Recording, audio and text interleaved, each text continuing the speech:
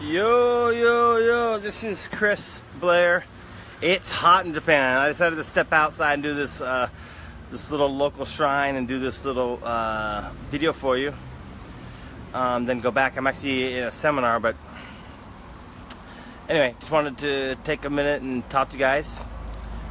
I'm going to let people gather here on this live stream. It always takes just a little bit of time. And today we're going to talk about a lot of stuff related to Facebook ads. That's the whole point. And I also want you guys to know this particular live stream, I really want to take questions. So any questions you guys have regarding Facebook ads, let's try to limit the Facebook ads. You can just go ahead and write a little thing down there, in the comment box. And let me also mention, if you're interested in my beta course, because you don't think my beta course is worth it, Ken Anderson, a guy who's making 7 figures profit with Shopify for years, is in my course, and he says he's gotten incredible value out of all the videos. Every single video he's gotten some out of. This guy's a 7-figure earner, guys, and he's getting value out of my course. What do you think you can get? Okay, I'll just leave it at that. If you're interested in my course, private message me. Okay, so now we'll go ahead and get started, and we'll talk about, the first topic I want to talk about is add to cart versus purchase optimization. A lot of people seem to debate this or talk about this a lot. There seems to be this idea that one is inherently better than the other, and that's either you do add to cart or either you do purchase. And the answer to the question is neither is inherently better than the other. It all depends on the type of budgets that you use. Now, most people know who are in my course, I use mostly micro ads. 95% of my ads are micro ads, and then I use some manual bidding for scaling a product to the moon, crazy to the moon, right? And I use high budgets for that one, okay? And it's very rare that I do that because it needs to be a worthwhile product in the first place. It's got to be a worthwhile audience that's big and makes manual bidding work for going after low-hanging fruit. So anyway, in that case, I use purchase optimization. Okay, so what's the difference there? What's the difference between those two? Well, the manual bid ad is a big budget ad that's getting a lot of data over a short period of time.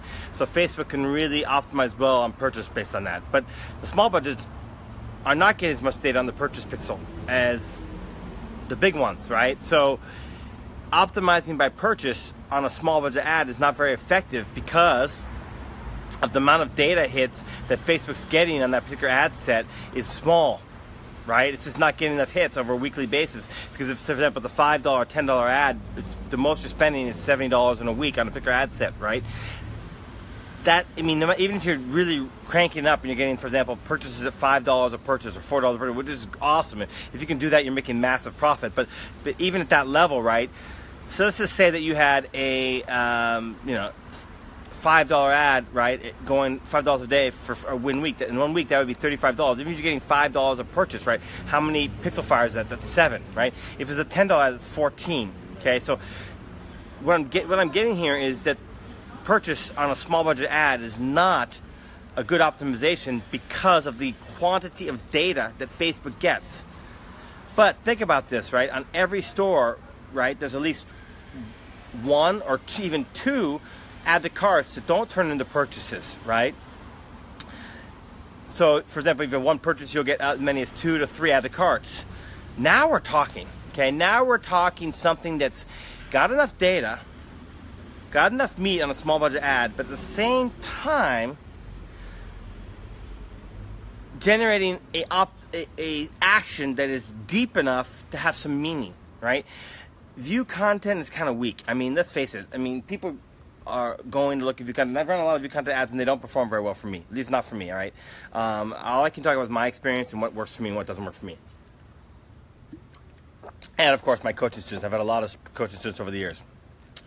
We've had success with add to cart and purchase, but it's based on the budget size. Okay, not one is inherently better than the other.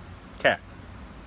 Let me also talk to you about another concept that's a lot different than what's being taught in the marketplace, and that is that you should let your ads run for a long time, 24, 48, 72 hours before you turn them off, and I don't agree with that at all. I just don't. I have done a lot of testing over the last few years, and I went through and I looked at a lot of my ads, and I went down, break down my days, and what I've really figured out is that when an ad starts off bad, it almost rarely turns good. Okay? Now, bad as far as different things, right? I mean, no purchases, the cost per link clicks are high, you know, add to carts are high. There's all sorts of matrices you can use. In fact, in my course, I have a 25-minute video on how to analyze and the right proper matrix to look at for analyzing ads. But anyway, what I've discovered is that this idea that an ad will go from bad and optimize into good, it just doesn't work. Now, an ad can go from just so-so and optimizing to good, or good and optimizing even better, but from bad to good, it just doesn't happen. So what I've been teaching and doing now for the last several months, and it's working for me and working for my students, is cut the fat quick.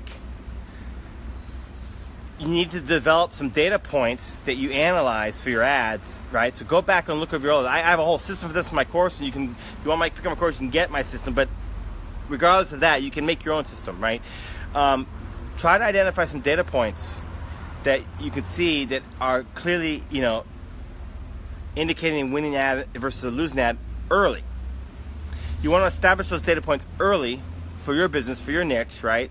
And know what they are, and then you want to cut ads. I mean, literally, after $3, $4, and $5 spent, I'm cutting. I will cut the fat quickly. And it's great because what I'm left with is some ads that are working, and they start making me money over time. So anyway, so pick up, either get my system or come with your own data metric points to figure out what ads you should keep and what ads you don't, and then cut the fat quickly. You want to cut the ads quickly. You can know in a few dollars to spend whether this ad's got a chance of being good or not, right? Okay? Now, it's obviously not based on purchase, because $3 spent, I mean, you purchase, yeah, it'd be great if you can get that, but that's very rare. But there's other data points you can look at that will answer that question for you. Okay? I have a whole 25-minute video in my course about that if you want that, you can grab that. Plus, everything else is in my eCom course. You can private message me. Now I'm going to open the floor to some questions. In the meantime, when I answer questions, I want to also talk about ad pictures, okay? I am 150% convinced that the best type of image that you could possibly have to market your product on social media, being Facebook, Twitter, Instagram, whatever, is testimonial pictures are great. Picture of customers is great, okay? But, you know, and mock-ups there are so-so, and model images are so-so. But without a doubt, the best performing images that I've had for a long time, and my students are using, are real photos.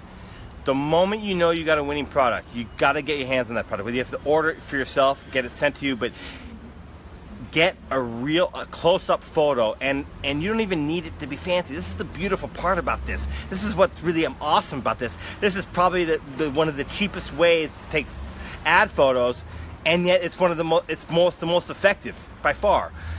A real upload amateuristic photo converts great. I mean, when people look at the photos I'm using on my fan page, they're like, wow, they're converting like awesome.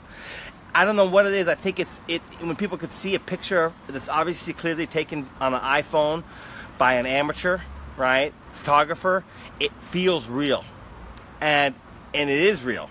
And these convert, man. They just outperform professional photos on social media all day long. It's really amazing. Now, maybe these professional photos and mock-ups and model photos that will work better on a different platform, but on social media, you know, like maybe on Google, for example, that might be a better option. But on social media itself, man, real photos are just, yeah, I just get so much better results with them. I don't even bother with model mock-ups anymore. For me, it's a waste of time. All right, guys, I want to answer any questions, if there's any questions you guys have. Stefan, I see you're on this video, man. If you mind leaving a comment, I'm putting him on the spot here. It's unsolicited, about what my course and whether you think that people should get in my course. Let them know. That'd be great. I'd appreciate that. All right. It doesn't appear. I'll just hold on here for a second. Have a sip of coffee. I know there's a little bit of a delay. Okay. Cool. If there's any questions, you can ask me. I will, if no questions come in the next, say, 10 seconds, 15 seconds, I'll just go ahead and call it a day.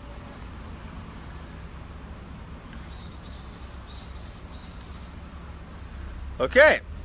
Awesome. As I'll see you in the next video, I got value out of that. I'll be doing another one tomorrow. Cheers.